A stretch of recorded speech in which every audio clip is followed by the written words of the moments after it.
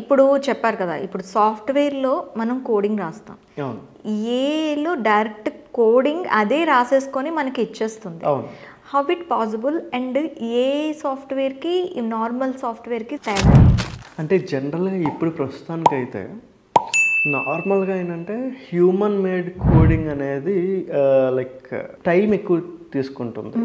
AI రాస్తే చాలా ఫాస్ట్గా రాస్తుంది. అయితే ఇంకేంటంటే కొన్ని డేస్ ఇంకా ఏఐ మీద డిపెండ్ అవ్వకుండా చాలామంది ఓన్, ఎందుకంటే చాలా అప్లికేషన్స్, పెద్ద అప్లికేషన్స్ ఉంటాయి.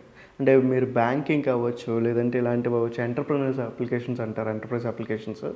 ఇలాంటివన్నిటికంటే ఇంకా డిపెండెన్సీ హ్యూమన్ వాటి మీద ఉంది. ఈ చిన్న చిన్న అప్లికేషన్స్ అంటే ఒక స్మాల్ వెబ్సైట్ లేదంటే చాలా వరకు ఈ ఏఐ త్రూ చేస్తున్నారు. ఓకే.